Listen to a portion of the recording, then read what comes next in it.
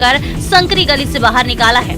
Medical staff ने बताया कि कई लोगों को सांस लेने में परेशानी आ रही थी। मेडिकल टीम ने घायल हुए लोगों का घटनास्थल पर ही प्राथमिक उपचार किया। जिन लोगों को सांस लेने में परेशानी आ रही थी उन्हें तुरंत इलाज मिल गया। हादसे की सूचना मिलते ही मौके पर मृतकों के परिजन जमा हो गए। दोबारा भीड़ इकट्ठा होने लगी, जिसे पुलिस ने काबू किया। कुछ लोगों को कार्डियक अरेस्ट आ गया। करीब 50 लोगों को CPR दिया गया।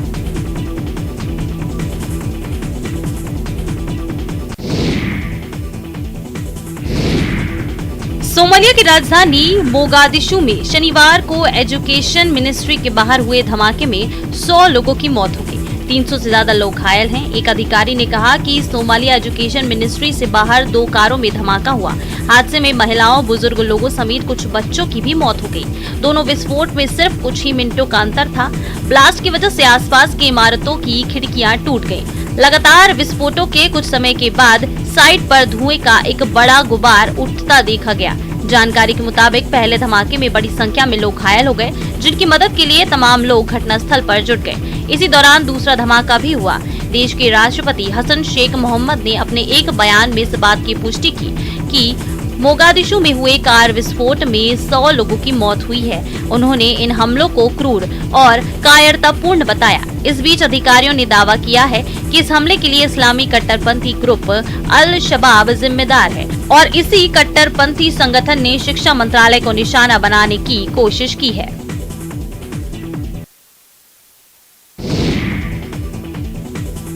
इराक की राजधानी बगदाद में फुटबॉल स्टेडियम के पास बम धमाके में करीब 10 लोगों की मौत हो गई। बताया जा रहा है कि इस धमाके में 20 से ज्यादा लोग घायल भी हुए हैं। सुरक्षा अधिकारियों के मुताबिक ये बम धमाका फुटबॉल स्टेडियम के पास बने एक कैफे के पास हुआ है।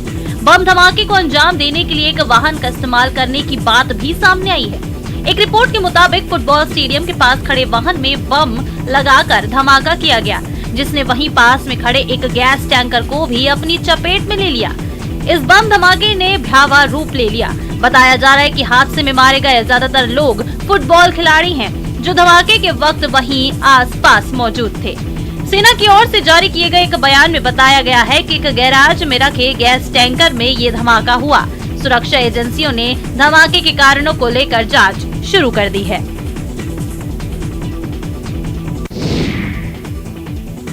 फिलीपींस के एक दक्षिणी प्रांत में भारी बारिश के चलते बाढ़ और भूस्खलन से 72 लोगों की मौत हो गई। इसके साथ ही करीब 14 लोग लापता और 33 लोग घायल हैं।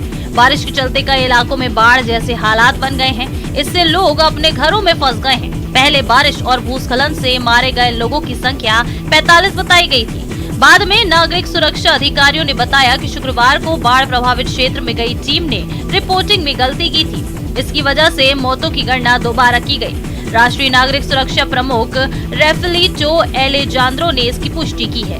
5 मुस्लिम स्वायत्त प्रांतों के गृह मंत्री नगुएब सिनारिम्बो के मुताबिक मेगुइंडानाओ प्रांत के 3 शहर इस आपदा से सबसे अधिक प्रभावित हैं। यहाँ बाढ़ और मलबे में दबने से सबसे ज्यादा मौतें दर्ज की गई हैं। उन्होंने बताया कि पूरी रात भारी बारिश की वजह से पानी मलबे के साथ नदियों में आ गया।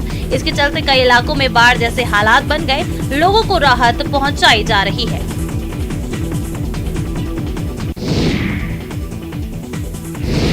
मिजोरम के आइजोल जिले में शनिवार शाम एक पेट्रोल टैंकर में आग लगने और विस्फोट होने से कम 4 लोगों की मौत हो गई और 18 लोग घायल हो गए।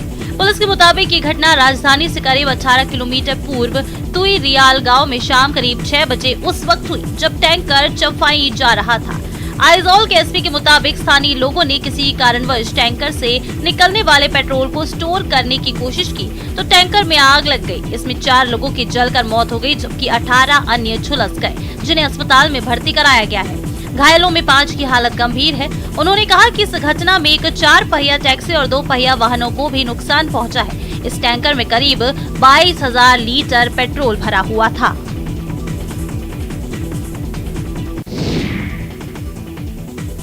मालवा में पिछले कुछ सालों से लहसुन की फसल में घाटा उठा रहे किसान इस बार भी लहसुन की फसल पर दांव लगा रहे हैं।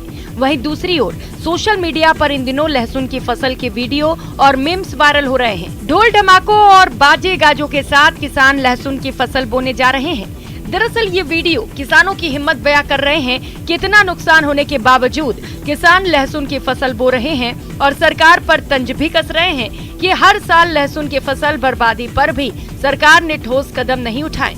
गौरतलब है कि मालवा में किसान बड़े पैमाने पर लहसुन की फसल बोते हैं, लेकिन मंडी में लहसुन के दाम 1.5 रुपए से लेकर 15 रुपए किलो तक ही मिल पाते हैं, जबकि किसानों की मांग 40 रुपए किलो की है। ऐसे में किसानों को हर साल बड़े पैमाने पर घाटा उठाना पड़ रहा है।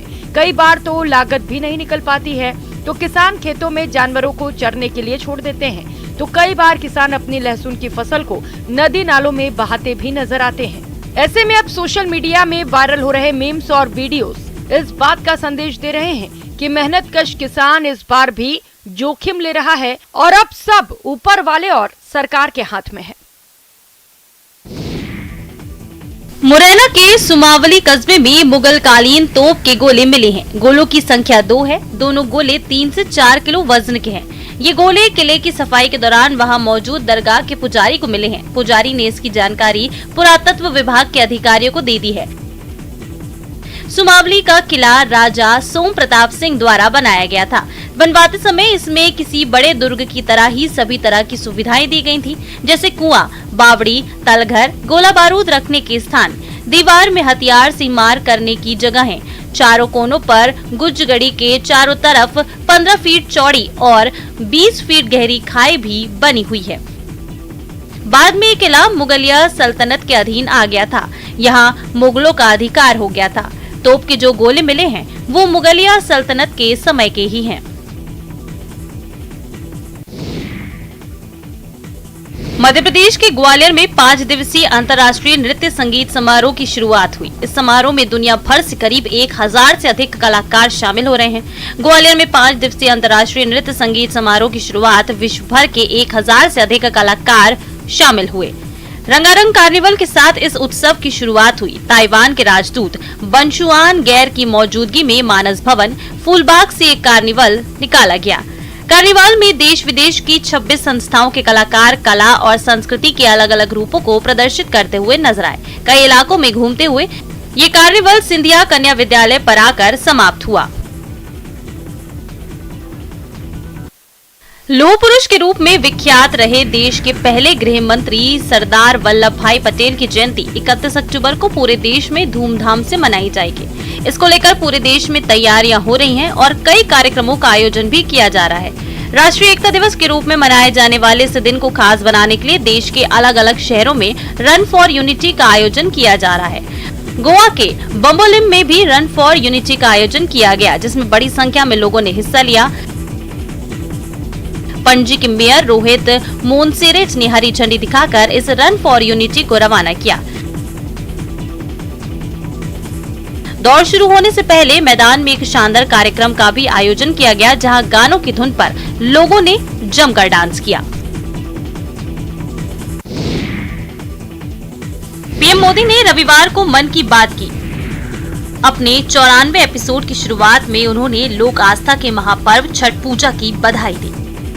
उन्होंने कहा कि देश के कई हिस्सों में सूर्य उपासना का महापर्व छठ मनाया जा रहा है। छठ पर्व का हिस्सा बनने के लिए लाखों श्रद्धालु अपने गांव, अपने घर, अपने परिवार के बीच पहुंचे हैं। मेरी प्रार्थना है कि छठ मैया सबकी समृद्धि, सबके कल्याण का आशीर्वाद दे। आगे उन्होंने कहा कि सूर्य उपासना की परंपरा इस बात का प्रमाण है कि हमारी संस्कृति, हमारी आस्था का प्रकृति से कितना गहरा जुड़ाव है। इस पूजा के जरिए हमारे जीवन में सूर्य के प्रकाश का महत्व समझाया गया है। साथ ही ये संदेश भी दिया गया है कि उतार चढ़ाव जीवन का अभिन्न हिस्सा है। उन्होंने बताया कि छठ का पर्व एक भारत श्रेष्ठ भारत का भी उदाहरण है। आज बिहार और पूर्वांचल के लोग देश के जिस भी कोने में हैं, वहां धूमधाम से छठ का आयोजन हो रहा है। दिल्ली, मुंबई समेत महाराष्ट्र के अलग अलग जिलों और गुजरात के कई हिस्सों में छठ का बड़े पैमाने पर आयोजन होने लगा है। उत्तराखंड में ऐसे कई डेस्टिनेशन हैं जहां लोग पैराग्लाइडिंग का मजा लेते हैं। जनपद उत्तरकाशी के नट्टीन गांव में भी पैराग्लाइडिंग एसोसिएशन की ओर से पैराग्लाइडिंग को पर्यटन से जोड़ने का प्रयोग सफल साबित हो रहा है, जिससे पर्यटन कारोबार से जुड़े ग्रामीणों में खुशी देखने को मिल रही है। नटीन गांव के ग्राम प्रधान और पर्यटन कारोबार से जुड़े लोगों के प्रयास से ये आयोजन काफी रोमांचकारी साबित हो रहे हैं, जिससे भविष्य में इस क्षेत्र में पैराग्लाइडिंग पर्यटन की संभावनाएं बढ़ गई हैं। हालांकि नटीन ग्राम प्रधान ने पर्यटन अधिकारी की ओर से इसे परमिशन न दिए जाने पर नाराजगी जताई है। उन्होंने कहा कि इस तरह के आयोजन को लेकर पर्यटन विभाग का सहयोग मिलना चाहिए, लेकिन इसके बाद भी जिले में पर्यटन विभाग का कोई सहयोग ग्रामीणों को नहीं मिल पा रहा है। ग्राम नटीन के हेलीपैड में आज हमने यहाँ पर ट्रायल पैरामोटर का शुरुआत करी है और अभी तक उड़ान सफल है। और देखना है कि जैसे हमारे पास एक दूसरे भी ग्राउंड में है और कैसे वो दूसरी फ्लाइट लेते हैं। तो अभी तक लगभग इनको हवा में आधा घंटे हो गए हैं और फिलहाल तो कोई दिक्कत नहीं।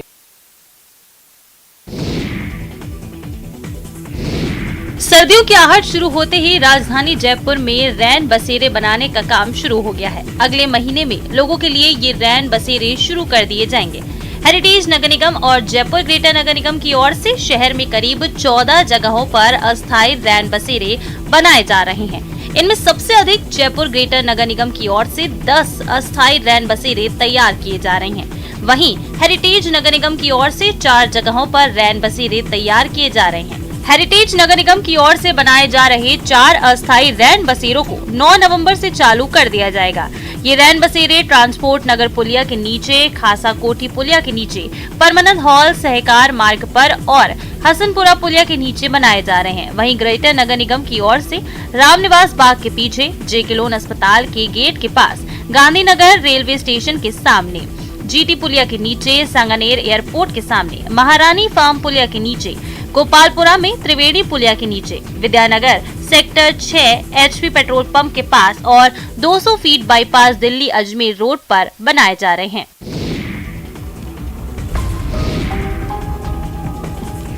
सोलह सेकंड के इस वीडियो को देखिए जिसमें एक हाथी तालाब में मस्ती करते नजर आ रहा है। वीडियो बालोद के नारा गांव से आया है। आम दिनों पर हाथी का ग्रामीण को नुकसान पहुंचाते या फिर खेतों को नुकसान पहुंचाते ही वीडियो सामने आते हैं। ऐसे में गजराज के तालाब में नहाती ये तस्वीरें काफी वायरल हो रही हैं।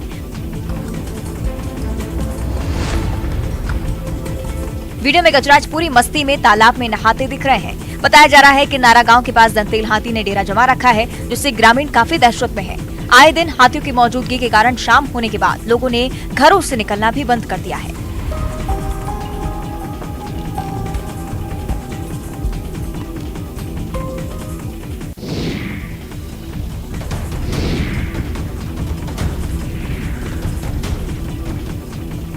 जबलपुर के गढ़ा थाना इलाके में पुलिस ने जुए की फड़ पर छापा मारा, जहां 8 लोग जुआ खेलते हुए पकड़े गए हैं। पुलिस ने सभी को हिरासत में लिया है। उनके कब्जे से 26,000 रुपए नकद बरामद किए गए हैं। आरोप है कि जुए का संचालन स्थानीय पार्षद पति कर रहे हैं। ऐसे में जब पुलिस जुआरियों को पकड़कर थाने ले जा रही थी, तभी स्थानीय बीजेपी नेता का भतीजा मौके पर पहुंचा, जुआरियों को छुड़ाने की कोशिश करने लगा। इस दौरान उसने जमकर हंगामा भी किया, लेकिन पुलिस दबाव में नहीं आई। उसने सभी जुआरियों को थाने लाकर उनकी जमकर खबर ली। ये खबर जैसे ही बीजेपी नेता तक पहुंची, वे खुद भी थाने पहुंच गए और पुलिस से बदसलूकी करने लगे। फिलहाल पुलिस ने सभी के खिलाफ मामला दर्ज कर कार्रवाई शुरू कर दी है।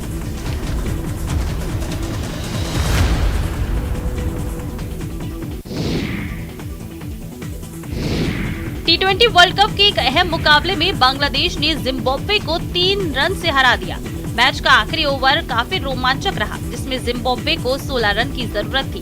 टीम ने 11 रन बना भी लिए, लेकिन आखिरी 2 गेंदों पर 2 विकेट गिरे और जिम्बाब्वे हार गया। रोमांच उस समय चरम पर पहुंच गया जब आखिरी गेंद नो बॉल करार दी गई और डगआउट में जा चुकी दोनों टीमों को वापस लौटना पड़ा। हालांकि आखिरी गेंद पर कोई रन नहीं बना और जिम्बाब्वे 3 रन से हार गया।